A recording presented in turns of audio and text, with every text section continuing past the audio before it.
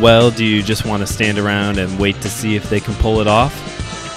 Welcome to my dojo. This is Kung Fu Pizza Party, and I'm your host, Brandon Knight. Welcome back to the show, everybody. Today I will be reviewing 3 the Hard Way, starring Jim Brown, Jim Kelly, and a man I just recently met, Fred the Hammer Williamson. Yes, we're doing this. I'm doing this review today because I recently met Fred the Hammer, and it's been a while since I watched this one, so I sat down to enjoy one of my favorite films from the Blaxploitation genre. Time to do what we've been doing in several of these episodes recently. It seems like we're going to do a little martial art cinema history, and we're headed back to the 1970s. So during the height of the civil rights movement and the growth of various civil rights groups, the African American community started turning to art as a way to take back their voice and power. One of those art forms being film. And the films that were made in the Blaxploitation genre were starring men and women, African-American men and women, in strong leading roles. These movies were directed or written or produced by African-American men and women and put them in, I don't want to say typical scenes, but put them in environments that were common to them in the 1970s, dealing with issues that were common to them in the 1970s. Jim Brown, Jim Kelly, and Fred the Hammer Williamson are all 3 well-known actors who were in a ton of these films, especially Fred the Hammer Williamson were in a lot of these films. Actually, all 3 of those men made 3 different movies together as well. 2 other notable people from this era include Richard Roundtree and Pam Grier as well. Other films alongside 3 the Hard Way that were standouts during this time period include Coffee, Dolomite, Black Caesar, Scream, Blackula, Scream, and the original film Blackula, and of course, the one that got the most mainstream appeal, Shaft, starring Richard Roundtree. Shaft actually has been so popular throughout the years, it's been remade twice within the past 20 years. And although the popularity of this genre did die down a bit in the 80s, because that's, tis how cinema works. Every once in a while, one genre hits the mainstream. Hollywood started making blaxploitation films. This was primarily indie films there for a while, but even Hollywood started producing some of these movies. Into the 80s, it kind of died down a little bit. We're seeing this we see this all the time, right? The popularity of spy films, the popularity of superhero films right now kind of dies down. But over the past few decades, along with Shaft, there have been a number of films that have come out to play ode to this era of films. Looking at movies like I'm Gonna Get You, Sucker, Original Gangsters, Undercover Brother, one of my personal favorites, Black Dynamite, starring Michael J. White. So we will definitely talk about that one at some point here on the show. And like I said, Shaft as well. Samuel Jackson was in one of them. I think the one from the early 2000s. I can't remember if he's in the more recent one. I think that one came out in like the 2010s. Now, I did watch a documentary couple years ago now called Film Noir that talks about the depiction of African American people, specifically in the horror movie genre. And when they got to this era of film history, the 70s, and looking at blaxploitation films, along with Blackula and Scream, Blackula, Scream, there was a lot of horror movies that were made in this category. And it was interesting to sit back and watch and kind of take in how African Americans now respond to these films. I don't want to say they have a love-hate relationship with this era of movies. It seems like they are appreciated for what they were trying to do, and some of them are pieces of art still, that very well-made films in their perspective. But a lot of them, and this is again maybe speaking a little bit more towards the horror movie side of things, a lot of them are seen as products of their time that continue to promote black stereotypes. And so they're appreciated for what they were trying to do, but if you are, maybe to use a different pop culture reference that more people broadly would be familiar with, it's kind of like what Marvel has been doing with Luke Cage over the past 20 years. You know, they got rid of the afro, the term Power Man. I have no idea what my son is doing. Best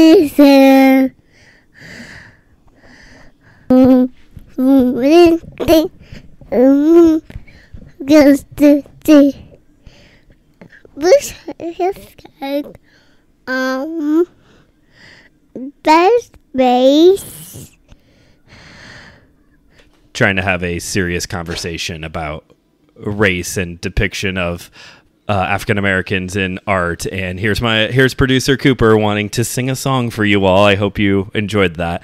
Back to what I was saying, that this is kind of, we can maybe compare this to what Marvel has been doing with Luke Cage over the past like 20 years or so. You know, got rid of the yellow outfit, stopped calling him Power Man, got rid of the afro and the chain belt. Maybe they updated his look, updated his dialogue, and kind of definitely shy away from that 70s version of Luke Cage now. And that's kind of what the African-American perspective seems to be, at least those who were involved in this documentary kind of have towards the Blaxploitation films now, of like, yeah, there's a lot of stereotypes being portrayed in here, even if they were trying to produce art that was trying to communicate a different, more positive message than that.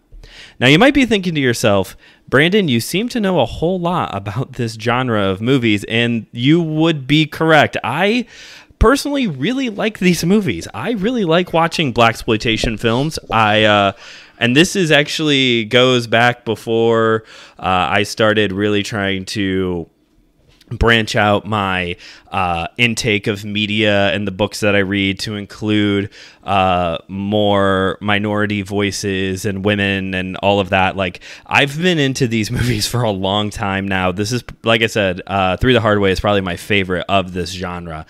And the reason why, I would say maybe the two main reasons why I really like Blaxploitation films is that as a white man, I don't know. Sometimes I think it is healthy, even if it is very stereotypical, even if it is a product of its time now.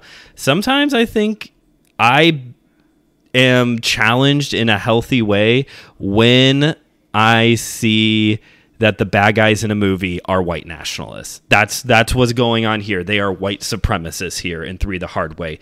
That might not necessarily be the case in I don't think every Blaxploitation film has bad, like white nationalists are always the bad guys. But here you have white supremacists are the bad guys. And there are cops who are just being completely rude to Jim Kelly in the name of doing their job at one point of the film. So I don't know, for me personally, like, I think it is good for me to kind of sit back and see, maybe at least from the 70s perspective, how white people were sometimes seen and portrayed. I think I benefit from knowing how I am sometime, at least in the 70s, how I would have been seen and portrayed. The other reason why I really like these movies is that the leading men and women in these movies, this is like James Bond or Steve McQueen, where they are just cool, suave, and sexy. That's all it comes down to. Like they are just really cool. There is never a doubt in my mind that they were going to accomplish what they were going to do, what they set out to do in this movie, the Jim Brown, Jim Kelly, and Fred the Hammer. as characters. It was very believable that they were going to. I was interested to know how they were going to save the day, but there was never a doubt in my mind. They are so capable. They are so just cool, and it helps that Jim Brown and Jim Brown and Fred the Hammer, they're walking around in like these really nice suits the entire movie, and the entire final sequence of the movie when they're infiltrating the white supremacist base, Jim Kelly doesn't have a shirt on. I don't know why. That's never really explained. He just doesn't. And I know we rightfully always make a big deal about Bruce Lee's physique, or there in the 80s, Jean-Claude Van Damme's physique. But seriously, you all, like, we got to give some love to Jim Kelly, because he was for sure ripped and in shape too. Like, thank you for not having a shirt on for this final sequence, Jim Kelly. R.I.P., buddy. So yeah, it's just, there's something about seeing the white supremacists again. Maybe again, it is probably a product of its time, but there's something about that for me as a white man, I find it refreshing. I find it challenging in a good way to kind of sit with this piece of art and see how I would have been portrayed or perceived at the time. And doggone it, they are just cool. These are cool men, and obviously women when you get to the more female-led films. But let's talk about our leads for a second. So again, we have 3 leads. Jim Brown, first off, who is, as we all know, the single greatest football player to ever have picked up a football. Fight me. He is. It is the best thing the Cleveland Browns have ever put out. Jim Brown is the greatest football player of all time. Fight me. The end. Next person. He plays. They're all 3 the lead in this movie, but he's kind of like the focal point from the get-go. He plays a character named Jimmy, who's a record producer, and one of his friends stumbles upon this plot by white supremacists. He's almost killed by them. He later is while he's recovering in the hospital. While he's recovering in the hospital and the white supremacists kill him, they also kidnap Jim Brown's girl. Don't do that. They kidnap Jim Brown's girl, and that prompts Jim Brown to get involved and to go find his old friend. He travels out near the neck of my woods. He travels to the south side of Chicago to get Fred the Hammer Williamson, who's playing Jagger in this movie. Fred the Hammer was also a football player. He holds the rank of black belt in 3 different martial arts: Kempo, Taekwondo, and I think Ishiryu Karate. I think that is the 3rd one. It's a karate form. I can't remember which one. Fred the Hammer is also a native of Gary, Indiana, and back at the beginning of October, he actually was doing a rare autograph appearance here at an antique store here in Northwest Indiana. My dad and I went, and meeting him, it's one of those moments where it's hard to tell if he was in character or if he's like Hulk Hogan and Ric Flair and a lot of other professional wrestlers who, at this point, there is no difference between the person and the character. He is just that, because he was doing the one-liners, talking cool and smooth with us. When we took a picture together, he said, "Can I see the picture real quick? I want to make sure I'm not upstaging you too much." Like, he said that. He really said that to me. And then when my dad got his autograph, he was like, "So do you know why they call me the Hammer?" He was like, "Yeah, you used to knock people out on the field." He's like, "Yeah, they would not let me play football now if I tried." He asked us where we were from, and I said Hammond. My dad said East Chicago. And he looks at us and he goes, "Close enough. I'm from Gary." So, now that I'm done fanboying over Fred the Hammer, they get together, white supremacists, they start chasing them down. That takes us to them going to find Jim Kelly, who was pulled over by a very rude police officer, and Jim Kelly proceeds to beat him up and every backup that this guy had managed to call in. And when they all get united, the one, I can't remember if it was Jim Brown or Fred the Hammer, goes, "Well, we should probably get you out of here before things get really bad." So they eventually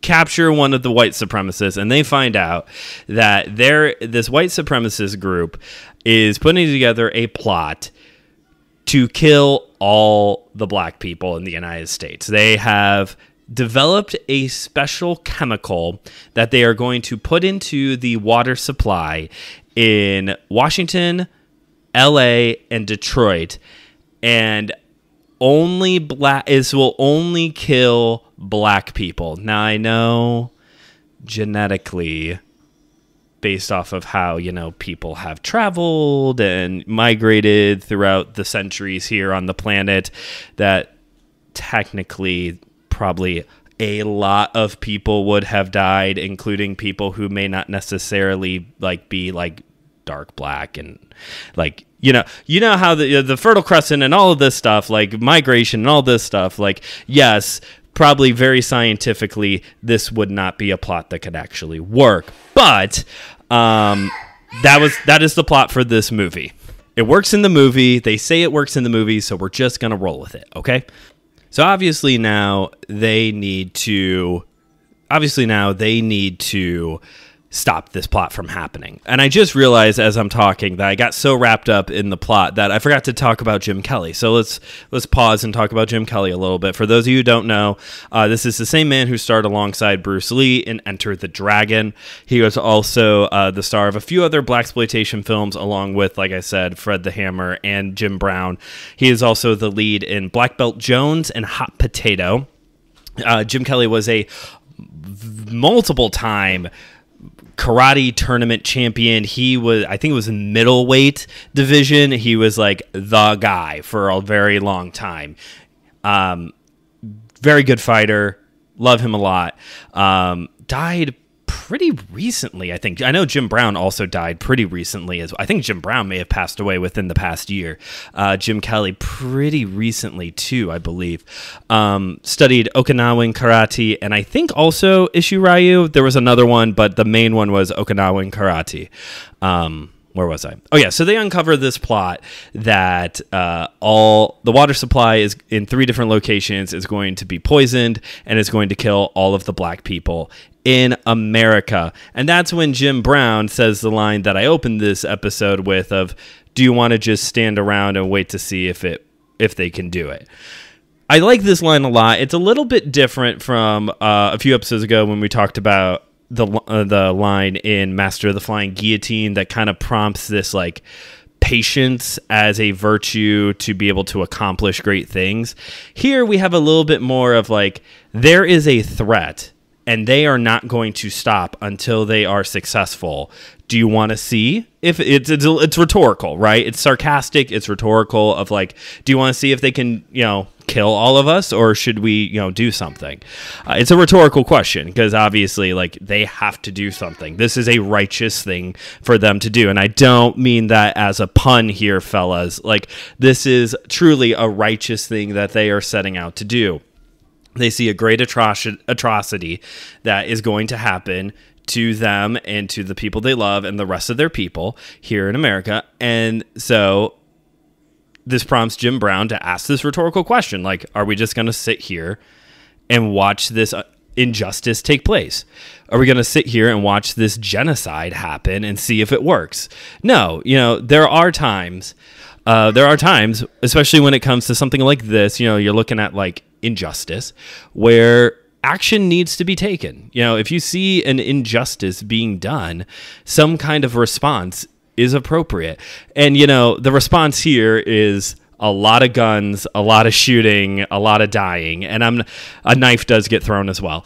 And I'm not necessarily I'm not calling for any of that here, but I do think that, what we see are 3 men motivated by love, motivated by justice, motivated by righteousness, and they want to protect those they love and not see evil take out an entire race. And so they are going to do something about it. Sometimes injustice demands a response. It does. It should demand a response. Injustice should demand a response. And sometimes that response needs to happen swiftly. and not just sit on our hands and twiddle our thumbs while we wait to see if it works. Let's see. We've found out that a great injustice is going to take place. Maybe we should just see how this all plays out. No, if you know we need to do something, we should be held responsible for that. And they do. So Jim Brown, he goes and he gets one of his buddies who's got a ton of guns. It's a movie from the 70s, and it doesn't matter if it's an indie film starring black men and women or a Hollywood production with Steve McQueen and others. It's big cars, big cigars, and big guns. You know what I'm talking about if you like 70s action movies. Clint Eastwood had the biggest gun, although Fred the Hammer had the biggest cigars. Like, if it's a movie from the action movie from the 70s, big cars, big guns, big cigars. Should put that on a t-shirt. If I ever open a Kung Fu Pizza Party shop, that'll be one of the t-shirts. Big cars, big cigars, big guns. We're at the 20-minute mark. Time to start bringing this down for a landing. Here we go. So they said, so Jim Brown goes to get his friend. Jim Kelly goes to his dojo, which he did actually run a dojo, by the way. He goes to get to his dojo. He gets like his leading student who's running the dojo when he's away. And all three of them divide up. They're going to go stop the poisoning of the water supply and then go take down the white supremacist headquarters. Because let's not forget, they do still have Jim Brown's girl, and we can't stand for that. And it works. You know, you get to see them stop the poisoning of the water supply.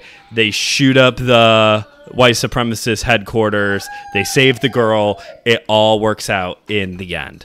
So as we're starting to bring this down to an ending, I do want to make a little disclaimer here. I had a huge disclaimer the last episode with the review of Rigor Mortis. Got a little bit of a disclaimer here. Just so you are aware, if you go to check out this movie, you will hear racial slurs, okay? I don't think that should be a surprise, but you will hear the N-word and other racial slurs. You will also see Nazi-like paraphernalia. It's not necessarily the swastika, but it looks like the Nazi flag, and they're wearing Nazi-like uniforms. Also, there is a scene where sexual torture is implied by three topless women. Now, whether that turns you on or not is irrelevant. You want to know how that fits in with this movie now, don't you? From the whole rest of the plot of this movie, you are so curious, where exactly does that fit in? You don't see any of the torture. You do see the three topless women, and you're so curious, how in the world does that fit in with the rest of this movie? If you weren't motivated to watch this movie, now you are, because you're just plain curious how this fits in with the rest of the movie. As for the action in this movie, it's a lot of running and gunning, if I'm being honest. It's more of a shoot 'em up, kind of like when Claire and I reviewed The Crow. It's more of a shoot 'em up movie. There is one really cool shootout. It's right after Jim Brown and Fred the Hammer are brought together. They are chasing some white supremacists throughout the streets of Chicago, and they end up at an abandoned amusement park, and they're having a bit of a shootout, and they move into the arcade area, and that's a pretty cool visual of them shooting, and like there's sparks going off, you know, as they hit the different arcade games. There's a whole line of skee ball machines, which we all know is the mark of a very good arcade if they have skee ball. You need skee ball, pinball machines, and that Pac-Man Galaga machine. If you got those three things, you got a good arcade. That's like the arcade starter pack. And those games where you put the coin in and this little slidey thing and you have to like knock more of the tokens and the gambling game, the one that's basically slots but tokens. Anyway, so it's a pretty cool visual of them in this shootout at this arcade in Chicago. Jim Kelly carries all the action, the hand-to-hand combat in this movie, even though Fred the Hammer used martial arts on the football field to knock out his opponent and knock out people on the gridiron. It's Jim Kelly who's carrying all the action sequences here. Like I said, you get a nice him taking out a bunch of slightly racist cops when he is first introduced. A lot of slow motion action in that sequence. A lot of like every time time he goes to strike somebody, it slows down so you can really see the impact on the cop's face. There's that. When him and his student go to infiltrate whichever one of the water supplies it is, I don't remember which one it is that he infiltrates. A lot. That's actually a pretty long. Those two in particular, they get really long sequences. A lot of time is given to them, so you get a good amount of hand-to-hand combat. Producer Cooper just face planted into a cabinet and just laughed walking away. The joys of being two. Anyway, and then there at the end when they're infiltrating the white supremacist base, he breaks a stick and is using them like a scream of sticks there for a while, and he also throws a knife at a guy, and it's not like a throwing knife, it's like a buck knife that Ghostface would use to stab somebody. It's like a big old knife that he throws and catches the guy right in the gut with. So the best part about Jim Kelly's karate is that it's very much that old school karate, like old school tournament karate from the 70s through even to like the 90s. It's all a hard style. It is hard hitting. Like for the movie, obviously, he's taken out a lot of people. It's kind of that Western style fight choreography where like one kick is knocking out people, one punch is knocking out people. But also, when you're watching old school karate, it's kind of believable. Like, it's kind of believable that one punch, one good, solid round kick could knock somebody out because it just hit different there back in the 70s and 80s, man. It did. Watching those old school, not that I was there at the time, but, watching reels now or clips on YouTube, it's like, gosh, those guys were just beating the tar out of each other on the tournament scene. That's when men were men. I mean that toxically. I mean that as a joke. That's when men were men. So yeah, definitely check. It's only those three sequences that you get any hand-to-hand combat, but a lot of time is given, especially to the scene where he's beating up the cops and when they infiltrate the water purification plant. So time for the review portion of the... Would I watch this movie again, and would I buy a physical media copy? Yes, for those of you who have never tuned into the show before, I don't do 5 stars. I don't do on a scale of 1 to 10 or anything like that. Those are my 2 questions. Would I watch this movie again? And would I buy a physical media copy? And the answer is yes to both because I already have. I've watched this movie a handful of times. I couldn't tell you exactly how many. And I already have this movie on DVD, actually. I have a 4-pack. Part of that 4-pack of DVDs also includes the previously mentioned Black Belt Jones and Hot Potato. So we will definitely talk more about Jim Kelly's hard-hitting karate at some point in the future. There's a third movie, but that one I don't really care for. It's okay. It's been a while since I watched it, so maybe I'll give it a second watch and decide then. But yeah, absolutely, I would watch this movie again in a heartbeat. I would buy a physical media copy, and I did some research, folks. If you want to watch this movie, you're gonna have to find a physical copy of it. I cannot find this movie on streaming, period, right now. That you can find plenty of clips on YouTube. I don't know if you can piecemeal the whole movie together on YouTube, but there are several clips on there, the trailer also. So if you just kind of want a taste of this movie, there are options out there. Well, that's it for today's episode. Thank you for listening to me review one of my favorite Blaxploitation films, one of my favorite genres, and just geek out about 2 of my favorite football players, honestly, and also Jim Kelly. He's a great guy, too. If you haven't yet already, please rate and review this show wherever you get your podcasts, and share this episode with a friend who you think would enjoy this movie as well. Kung Fu Pizza Party is a part of the Anazao Ministries podcast network. You can check out other great podcasts on here, other geek shows, theology. You can also check out my other podcast, My Seminary Life, on here as well. This has been Kung Fu Pizza Party, where we've been delivering high-flying action in 30 minutes or less and serving up wisdom one slice at a time. Catch you all next time.